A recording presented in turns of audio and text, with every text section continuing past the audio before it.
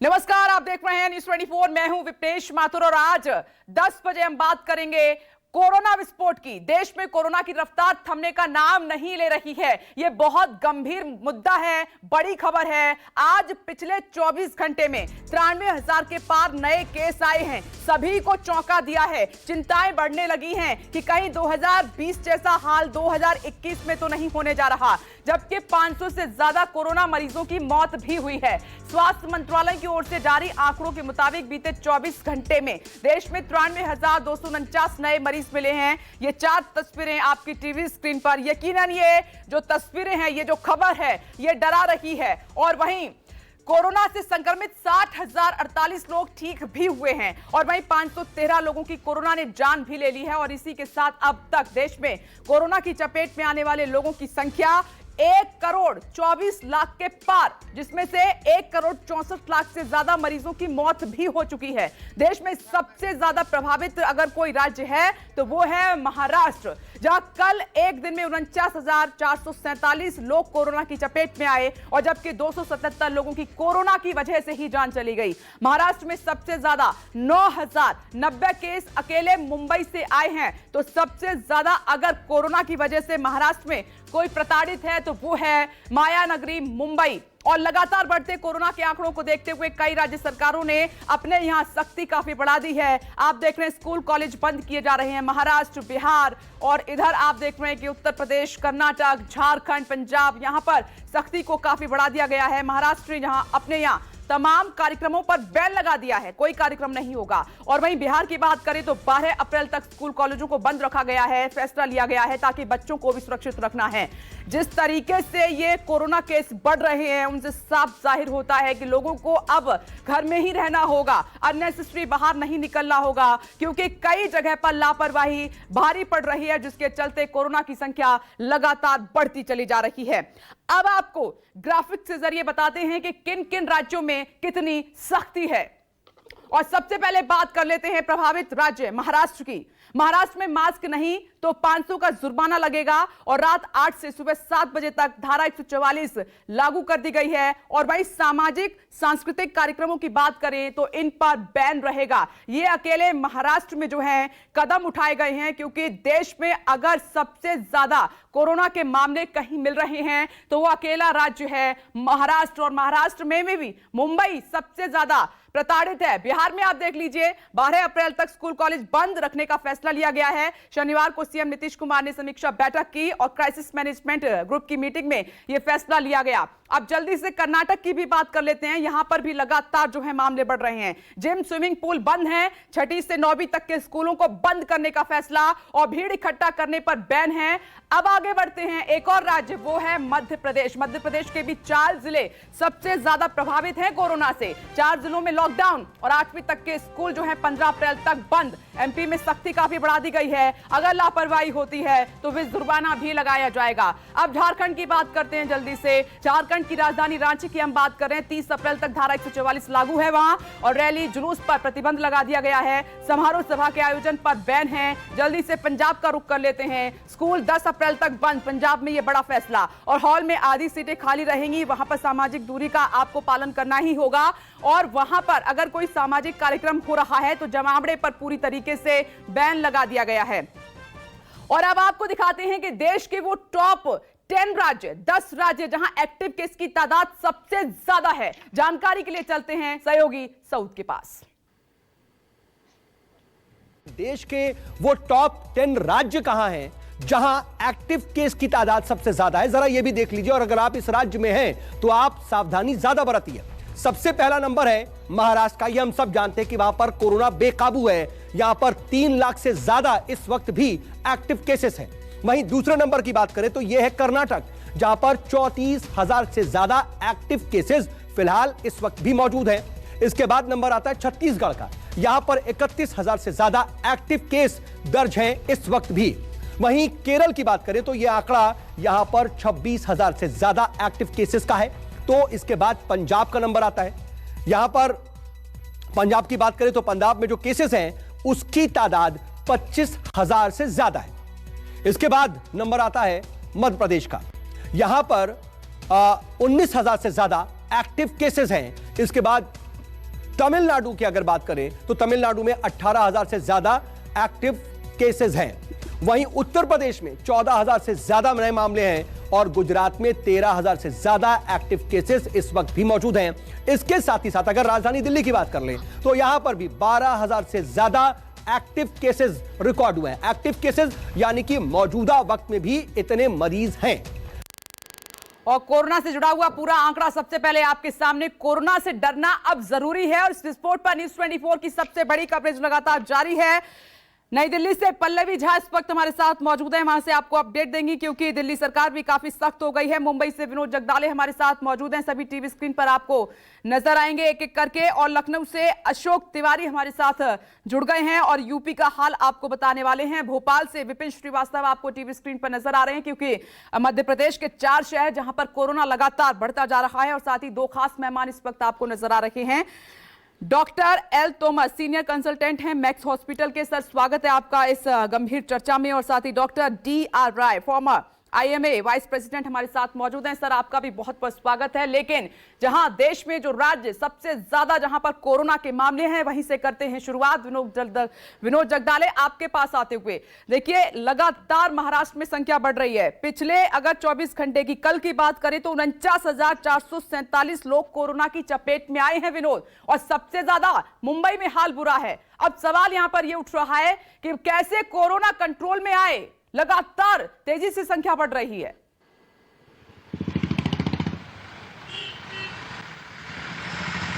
देखिए, corona control में लाने के लिए हर संभव कोशिश मुंबई महानगर पालिका हो, राज्य सरकार हो, ये कर रही है। महाराष्ट्र के मुख्यमंत्री उद्धव ठाकरे ने कल कई लोगों से बात की जिसमें कई सीनियर जर्नलिस्ट थे, थिएटर के मालिक थे और फिल्म जगत की कुछ लोग जुड़े हुए थे, उनसे भी बात की है। जाहिर है कल उद्धव ठाकरे ने जिस प्रकार से एक दिन पहले बताया था कि अगले 48 घंटे में कुछ बड़ा फैसला लेंगे वो, क्योंकि फैसला लेने का वक्त भी आ गया है। भले उद्योग जगत हो, आम जनता हो, कोई नहीं चाहता कि लॉकडाउन लगे, लेकिन जिस प्रकार से मुंबई के जो हालात बिगड़ रहे हैं वो कहीं ना कहीं सोचने पर मजबूर है कि अब लॉकडाउन ही एक आखिरी विकल्प यहाँ पर बचा है। इस समय देखिए, मैं मुंबई के विले पार्ले इसकी सब्जी मंडी और फ्रूट मंडी में यहाँ पर मौजूद हूँ। भीड़ भी काफी कम है, आज रविवार का दिन है। एक बात मैं आपको यहाँ पर बताना चाहता हूँ, एक जरूरी जानकारी जो हाथ लगी है वो ये है कि मुंबई में इस समय 80% बेड जो है वो बेड पूरी तरह फुल हो चुके हैं और जो ICU बेड की जो संख्या है उसमें सिर्फ और सिर्फ 20% ही बेड खाली बचे हैं। मुंबई के लिए चिंता काफी बढ़ चुकी है। BMC ने 21,000 नए बेड की घोषणा की है, वो तैयार कर रही है, लेकिन ये बेड महज आधे दिन में ही फुल हो सकते हैं क्योंकि लगातार यहाँ पर कोरोना का संक्रमण यहाँ पर बढ़ रहा है। आपने देखा ही होगा, मुंबई में 9,000 से भी ज्यादा केसेस एक दिन में बढ़ रहे हैं। 21,000 बेड महज 1 या 2 दिन में ही वहाँ पर फुल हो सकते हैं, तो चिंता का विषय है। लेकिन लोग गंभीर यहाँ पर नहीं नजर आते। मास्क तो पहन रहे हैं लेकिन यहाँ पर सोशल डिस्टेंसिंग का पालन आपको कहीं नजर नहीं आएगा, चाहे बस हो या चाहे ट्रेन हो, और वहाँ चाहते भी नहीं हो सकता क्योंकि भीड़ काफी ज्यादा है। लोकल ट्रेन में शायद प्रतिबंध लगाया जा सकता है। उद्धव ठाकरे बड़ा फैसला ले सकते हैं, सिर्फ इसेंशियल सर्विस के लिए ही लोकल सेवा यहाँ पर शुरू रखने की बात सामने आ रही है, लेकिन अब तक कोई घोषणा आधिकारिक तौर पर नहीं हुई है। महाराष्ट्र के मुख्यमंत्री अगले 24 घंटे में कभी भी जनता के सामने फेसबुक लाइव पर इसकी मिनी लॉकडाउन की घोषणा वहां पर कर सकते हैं। मुंबई की बात करें तो महाराष्ट्र का दूसरा इलाका है, पुणे शहर है, हालत काफी गंभीर है। पिंपरी चिंचवड हालत काफी गंभीर है, नासिक है, नागपुर है। लगातार कोरोना का संक्रमण यहाँ पर बढ़ता हुआ नजर आ रहा है, लेकिन लोग जो है वो कह सकते हैं कि सुधरेंगे नहीं। इस प्रकार की बातें सामने आई है। सोशल डिस्टेंसिंग का पालन होना जरूरी है। मंदिर, जो मस्जिद है, दूसरे अन्य धार्मिक स्थल है, उन पर भी फिलहाल पाबंदी लग सकती है। पुणे में आपने देखा होगा कर्फ्यू जारी है, शाम को 6 बजे से लेकर सुबह 6 तक पूरी तरह लॉकडाउन है और दिन में धारा 144 लागू की गई है।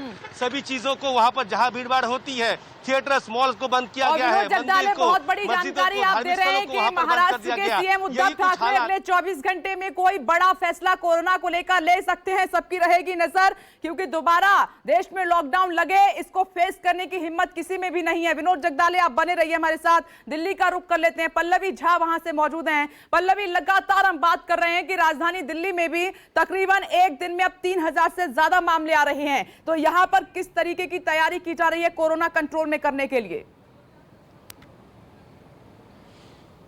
देखिए विपने, सबसे पहले तो जिस तरीके से हम लगातार खबरों को दिखा रहे हैं और बारीकी से अलग अलग राज्यों के बारे में बता रहे हैं और जो भयावह स्थिति दिखाई पड़ रही है, बावजूद इसके अगर लोग नहीं चेतते हैं, लोग नहीं संभलते हैं, तो फिर यही कहा जाएगा कि भगवान ही मालिक है।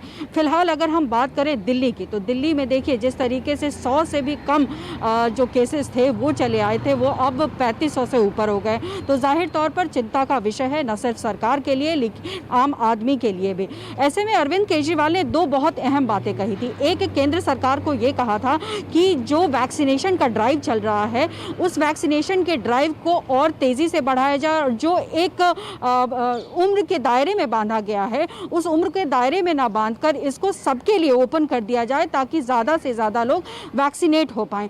दूसरी अहम बात उन्होंने आम लोगों को ये कही थी कि अगर आप इस तरीके से जो CAB कोविड एप्रोप्रिएट बिहेवियर है उसका पालन नहीं करेंगे, भीड़ भाड़ वाले इलाके में जाएंगे, वैक्सीन लगाने के बावजूद आप मास्क नहीं पहन रहे हैं, तो जाहिर तौर पर फिर इसको कंट्रोल करना बहुत मुश्किल हो जाएगा। ये अपील उन्होंने आम लोगों से की थी। और इसी को देखते हुए हम आप देख रहे हैं कि बाज़ारों में जहाँ पर भीड़ भाड़ वाले इलाके हैं वहाँ पर अब जो है चौकसी काफ़ी बढ़ा दी गई है। जो लोग मास्क नहीं पहन रहे हैं उनको चालान किया जा रहा है, सोशल डिस्टेंसिंग के पालन को कहा जा रहा है कि आप उसको मानिए, क्योंकि अगर ये आउट ऑफ कंट्रोल हो गया तो फिर इसको संभालना बहुत मुश्किल हो जाएगा। और दूसरी अहम बात ये है कि ये भी उन्होंने कहा कि केसेस में लगातार बढ़ोतरी हो तो रही है, लेकिन एक अच्छी खबर जरूर कहेंगे दिल्ली के लिए कि जिस तरीके से बीते साल में केसेस आए और ICU के जो बेड्स थे वो ज़्यादा ऑक्यूपाई हो रहे थे, वो इस बार ICU बेड उतने ऑक्यूपाई नहीं हो रहे हैं।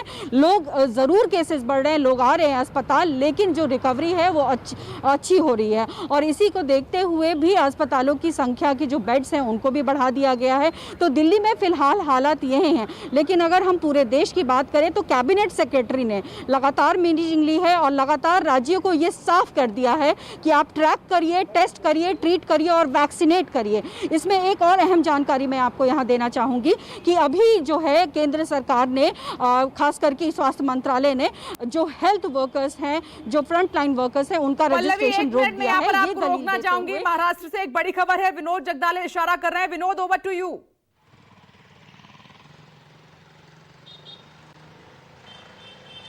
देखिए, अभी जो जानकारी हाथ लगी है कि मुंबई महानगर पालिका ने होम क्वारंटाइन जो लोग रहते हैं, जो एसिम्टोमेटिक होते हैं या माइल्ड सिम्टम्स होते हैं, उनका जो होम क्वारंटाइन का जो समय है वो समय बढ़ा दिया है। पहले 9 से 10 दिन तक रहना पड़ता था, लेकिन अब ये समय 17 दिन का किया गया है।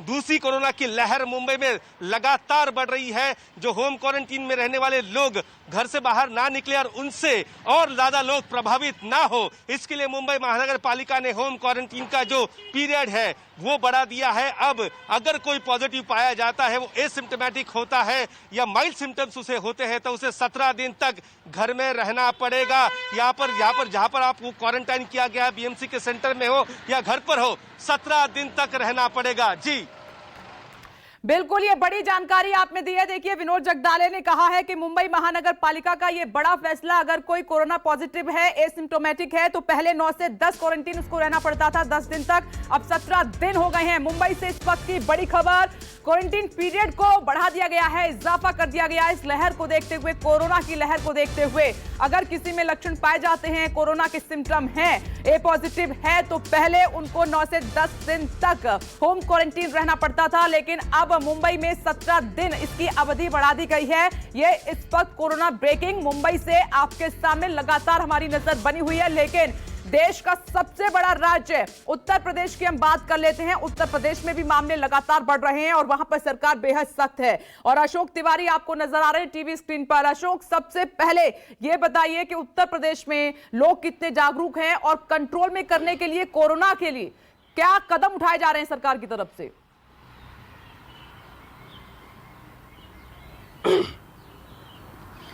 देखिए, निश्चित तौर पर उत्तर प्रदेश में भी कोरोना के जो मामले हैं वो लगातार बढ़ते हुए देखे जा रहे हैं। अगर आप पिछले 24 घंटे की बात कीजिए तो तकरीबन 3290 केस यानी तकरीबन 3300 केस पूरे उत्तर प्रदेश में बीते 24 घंटे में नए मामले आए हैं कोरोना के। इसके अलावा खाली लखनऊ की अगर आप बात कीजिए तो 1041 मामले बीते 24 घंटे में सिर्फ राजधानी लखनऊ में देखने को मिले हैं। दूसरी अहम बात यह भी है कि अगर आप लोगों की जागरूकता की बात कीजिए तो कोरोना के मामले जिस तरह से उत्तर प्रदेश में अलग अलग राज्यों में बढ़ते हुए देखे जा रहे हैं, उसके बाद राजधानी लखनऊ में सतर्कता बहुत ज्यादा बढ़ाई गई है। हालांकि बहुत ज्यादा लोग अभी सोशल डिस्टेंसिंग का इस्तेमाल करते हुए नहीं देखे जा रहे हैं, ज्यादातर लोग मास्क का इस्तेमाल नहीं कर रहे हैं। अभी वो थोड़ी सी लापरवाही लोगों के अंदर देखने को मिल रही है, लेकिन राज्य सरकारों की तरफ से लगातार ये गाइडलाइन जारी की गई है बीते दिनों जब से कोरोना के मामलों में तेजी आई है कि लोग मास्क का उपयोग करें, सोशल डिस्टेंसिंग का पालन करें और कोशिश करें कि अगर उनके अंदर जरा भी कोई संक्रमण के लक्षण नजर आते हैं तो तुरंत अपनी जांच कराएं, वैक्सीनेशन करवाएं। तो ये ऑर्डर सरकार की तरफ से जारी किए गए हैं। जो तमाम सारे रेलवे स्टेशन हैं और जो एयरपोर्ट है वहां पर भी जो हेल्थ डिपार्टमेंट है उसकी टीम बैठाई गई है कि दूसरे राज्यों से आने वाले जो भी लोग हैं उनका पूरा नाम पता अंकित किया जाए और उनकी तुरंत उनकी कोरोना संक्रमण की जांच की जाए और अगर वो पॉजिटिव पाए जाते हैं तो चिकित्सीय सुविधा उन्हें उपलब्ध कराई जाए। दूसरी अहम बात यह भी है कि बच्चों में संक्रमण को रोकने के लिए फिलहाल क्लास 1 से 8 तक के स्कूल 11 अप्रैल तक बंद करने के आदेश जारी किए गए हैं और कक्षा 9 से 12 तक के जो स्कूल हैं उनको बंद करने पर विचार फिलहाल किया जा रहा है, लेकिन कोई अंतिम निर्णय नहीं लिया गया है। आप देखिए कि सघन अभियान भी चलाया जा रहा है कि जो कोरोना का प्रोटोकॉल है उसका पालन अगर नहीं कर रहे हैं तो उसके खिलाफ कार्रवाई भी दे रहे हैं। सरकार काफी सख्त है। और अब मध्य प्रदेश का रुख कर लेते हैं। भोपाल से विपिन श्रीवास्तव इस वक्त हमारे साथ मौजूद हैं। विपिन, 4 शहर बहुत ज्यादा वहां पर कोरोना से प्रताड़ित हैं, संख्या लगातार बढ़ती जा रही है और कितनी सख्त हुई है सरकार?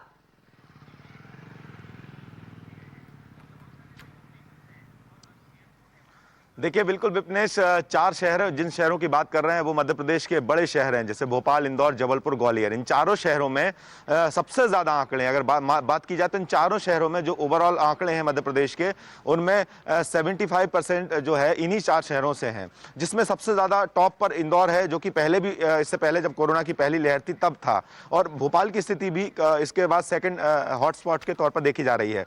लेकिन इन तमाम परिस्थितियों के बीच में मध्य प्रदेश सरकार ने कुछ सख्ती यहां पर देखने को मिल रही, जिसमें सबसे जरूरी मास्क पहनना और ओपन जेल बनाने की बात खुद शिवराज सिंह चौहान ने कही है। इसके अलावा एक जागरूकता अभियान यहां से शुरू होने वाला है, कल या परसों से शुरू होगा, जिसमें मुख्यमंत्री शिवराज सिंह चौहान पहले दिन खुद सड़क पर उतर के मास्क और सोशल डिस्टेंसिंग की अपील करेंगे। इन तमाम परिस्थितियों में एक और दूसरी बात है कि जो संडे का लॉकडाउन मध्य प्रदेश के 12 शहरों में भोपाल समेत लगा हुआ है, उसमें मैं आज यहाँ पर भोपाल की तस्वीर दिखाता हूं कि सड़कों पर सन्नाटा है।